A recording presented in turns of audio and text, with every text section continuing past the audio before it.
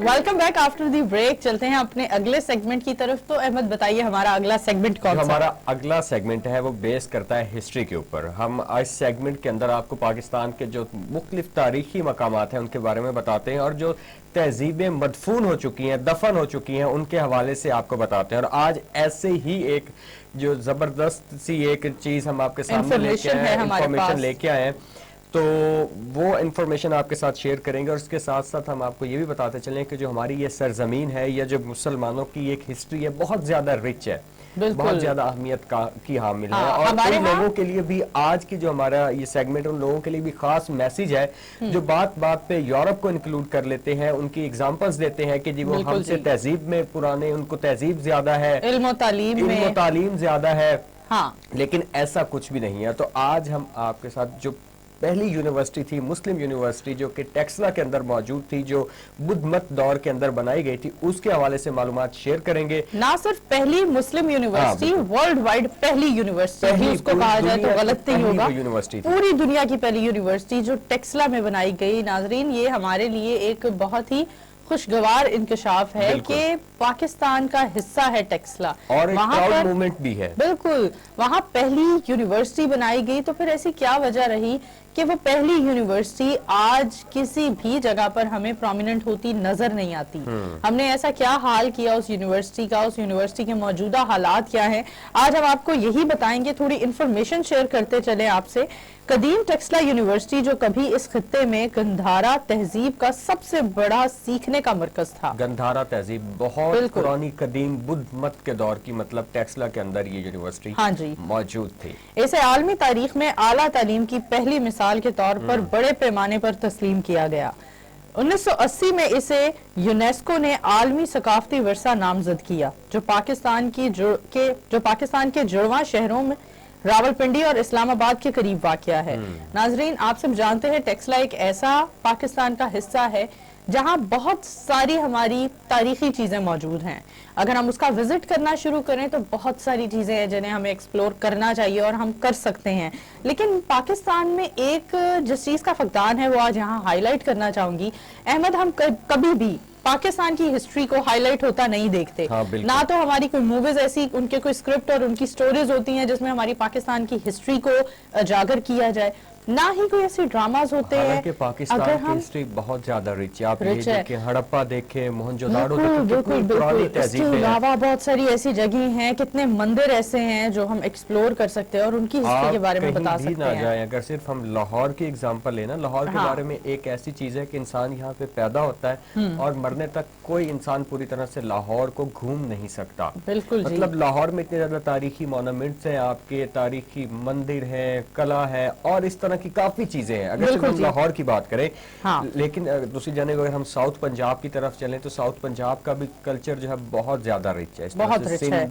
Balochistan, KPK, Gilgit Baltistan में कितनी ही ऐसी तारीखें मिलती हैं जो अब डिस्कवर हो रही हैं, जो कई हजार साल, कई सदियां पुरानी है। अहमद, हम कितने अरसे से, बचपन से हम अपने जो लाहौर में किला वाक़या है, कितने ऐसे किले हैं जहां हम घूमते रहे हैं। बिल्कुल। लेकिन आज भी कितने ऐसे लोग हैं जो कहते हैं नहीं, अभी भी किले में बहुत सारी ऐसी कहानियां हैं जो पोशीदा हैं, जो हम जानते ही नहीं है। मतलब वक्त के साथ साथ कोई नई जो एक दरियाफ्त है वहां से होती रहती है। और अब हम आगे बढ़ते हैं और आपको बताते हैं टेक्सला को पहले टाक्षला का नाम दिया जाता था और जिसका जिक्र 5वीं सदी में श्रीलंका में लिखी जाने वाली बुद्ध मत की जानिब से एक किताब है जिसमें बुद्ध मत के हवाले से कहानियां मौजूद थी। बुद्ध मत के जो हवाले से कहानियां मौजूद हैं, बिल्कुल उसके अंदर जिक्र है टेक्सला का, क्योंकि ये वहाँ की जो बुद्धिस्ट जो कम्युनिटी थी उनका पहला जो एजुकेशनल इंस्टीट्यूट आप कह सकते हो वो टेक्सला में ही था पूरी दुनिया में।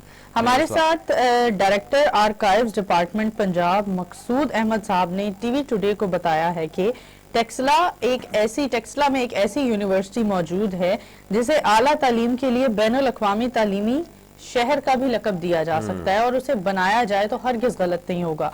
तो उनकी सजेशन पर मुझे लगता है आला हकाम को गौर करना चाहिए اور انہیں چاہیے کہ اس یونیورسٹی کو، اس کے حالات کو بہتر بنایا جائے تاکہ ایک تاریخی یونیورسٹی جو پوری دنیا میں پہلی یونیورسٹی کا نام اور درجہ اسے حاصل ہے، اس کے حالات بہتر ہوں اور ہم اس سے استفادہ ہو سکیں۔ میرے خیال میں جو اس طرح کی مخدوش ہوتی ہوئی چیزیں ہیں ان کو جو ہے آرکائیو جو آرکیالوجی ڈپارٹمنٹ ہے آپ کے پاکستان کا، پنجاب کا یا باہر کا، ان کو چاہیے کہ ایسی چیزوں کے اوپر ریسرچ جو ہے وہ ہوتی رہے، جو وقتاً فوقتاً ہوتی رہتی ہے۔ بہت سی ایسی چیزیں نکلتی ہیں جو مختلف شہروں کے جو عجائب گھر ہیں وہاں پر موجود ہیں، لوگ جاتے ہیں وزٹ کے لیے، اور ہم بھی کسی پروگرام میں کوشش کریں گے کہ لائیو آپ کو لاہور کا جو عجائب گھر ہے، میوزیم ہے، جو اس کا وزٹ کریں، ایک پروگرام ہم وہاں پہ کریں، وہاں پہ آپ پاکستان کی جتنی نور آپ نے تو وزٹ کیا ہے، ہم نے تو اتنی مطلب رچ ہسٹری ہے، آپ کے ہر صوبے کا کلچر وہاں پہ پڑا ہے، وہ اپنے ویورز کو بھی کسی دن دکھائیں۔ بالکل، بہت سارے ایسے لوگ ہیں جن کا لاہور آنا جانا ہوتا ہے لیکن مصروفیت کی وجہ سے، کاروباری مصروفیت کی وجہ سے، دوسری مصروفیت کی وجہ سے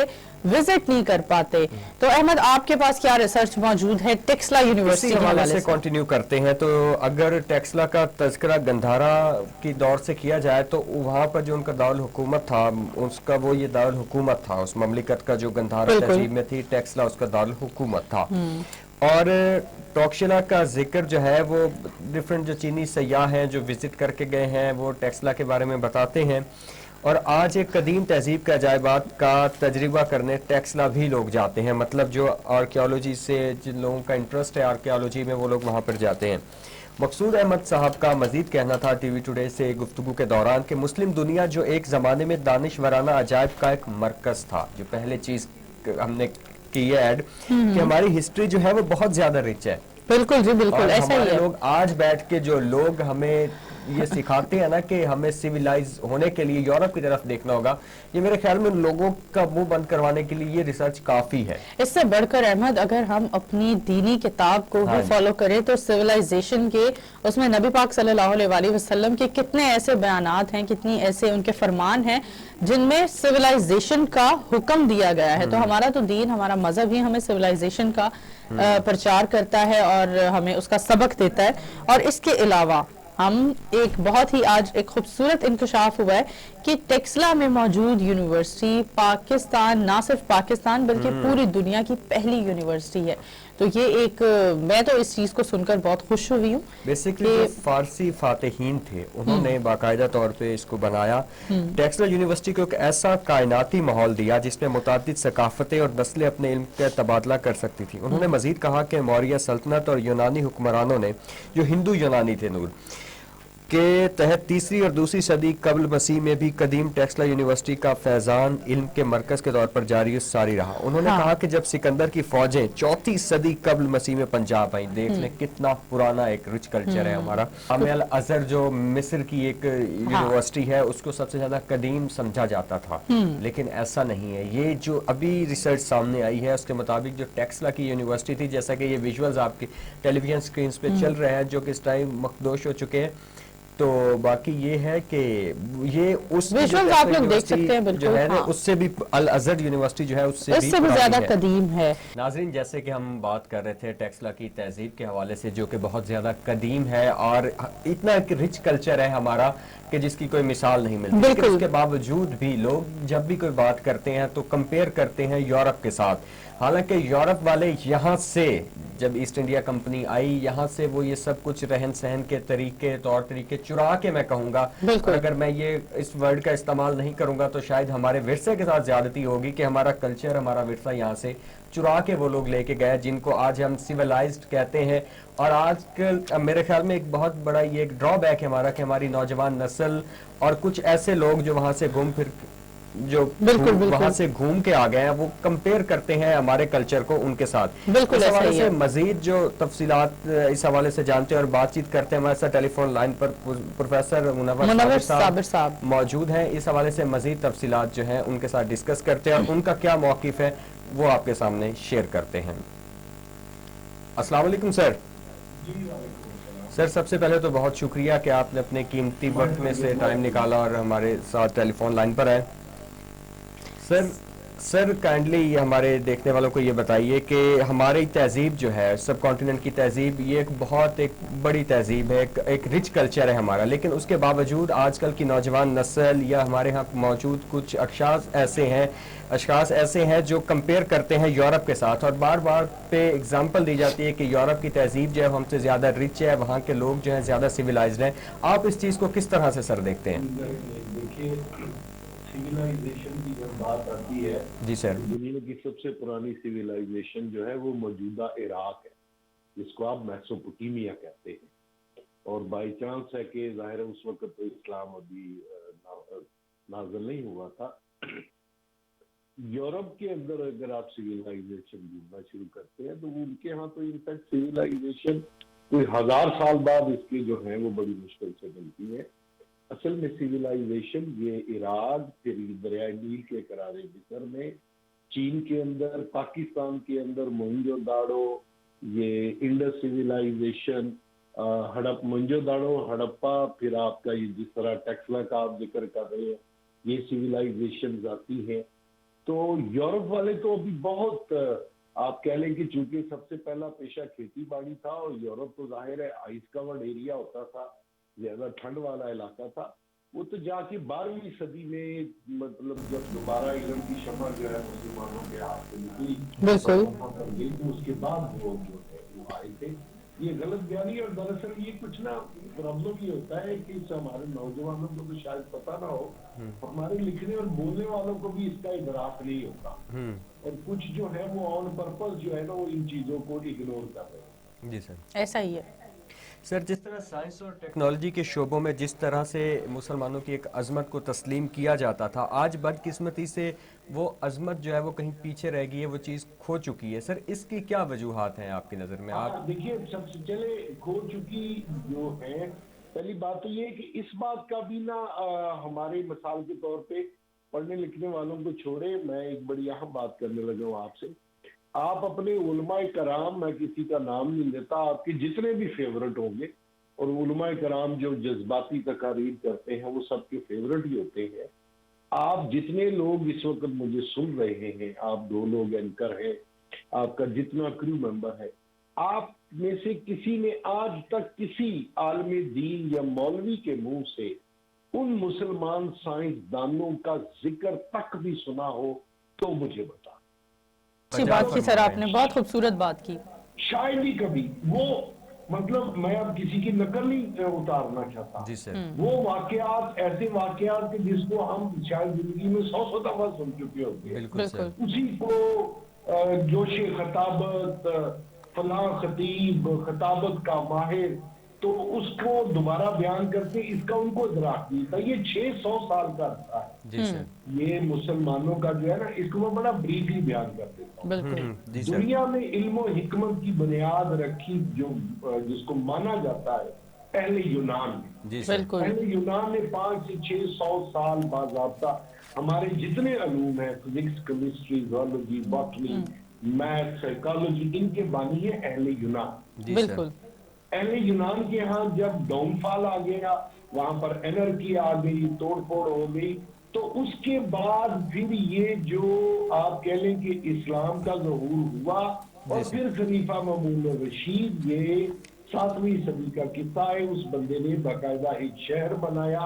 اچھا, وہ شہر بھی موجودہ عراق کے اندر ہی بنایا, ٹھیک ہے, اور اس کو جتنے مطلب مفکر, سائنسدان, لکھنے والے ملے اس نے اکٹھے کیے. پھر انہوں نے جہاں تک اہل یونان چھوڑ کے گئے تھے اس سلسلے کو ان لوگوں نے کنٹینیو کیا اور آگے لے کے چلے. بالکل. دنیا کے اوپر طاقتیں 2 ہوتی ہیں, ایک وہ ہوتی ہیں جو حکمرانی کرتے ہیں, ایک وہ ہوتے ہیں جو رہنمائی کرتے ہیں. رہنمائی وہ کرتا ہے جس کے پاس جدید علم ہوگا.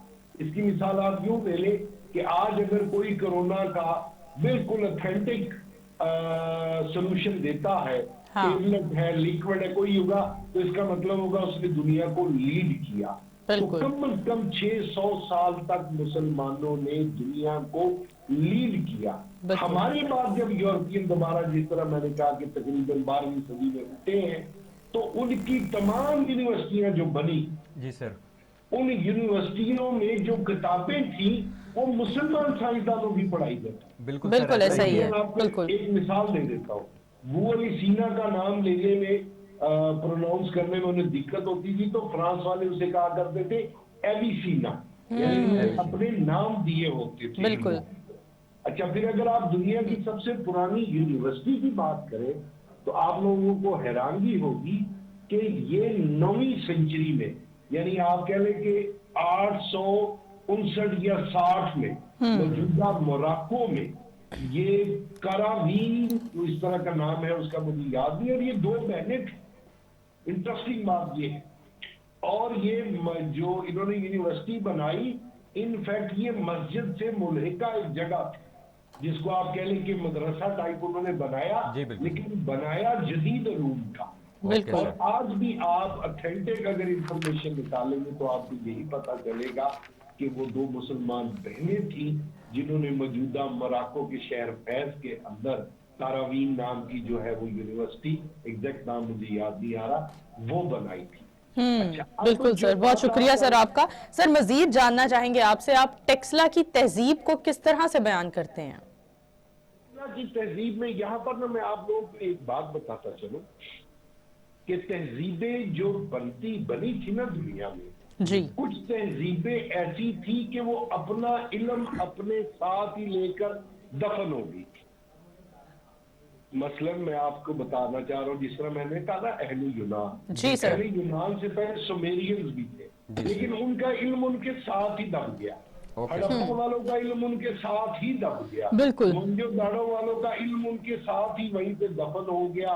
कुदरती आफत आई, अफरा तफरी हुई, जो भी हुआ। जिस तहजीब का दिया हुआ इल्म प्रैक्टिकल नॉलेज है, मसलन ये आपके हड़प्पा मोहनजोदाड़ो के लोग ज्वेलरी बना लेते थे, लाशों को हनूत किया करते थे, तो इसका मतलब है कि वो केमिकल्स में, मेडिसिन में वो लोग बहुत आगे थे, लेकिन उनका इल्म आगे चला नहीं था। अच्छा, ये जो टेक्सला की बात आप कर रहे हैं, ये पाकिस्तान का आप कह लें कि जो तीसरा बड़ा खजाना का इलाका है, जिस तरह मैंने कहा कि हड़प्पा और मोहनजोदाड़ो, तो उसके साथ ये टेक्सला है। ये ना उस वक्त आप कह लें को कोई 5वीं सदी ईस्वी, बिफोर क्राइस्ट, यानी इसको अगर आप मैं क्वांटिफाई करूं तो ये कुछ 2600 साल पुरानी बात है। बिल्कुल सर। आज के हिसाब से सही। 2500 से 2600, तो वहां पर उस वक्त बुद्धा का दौर था।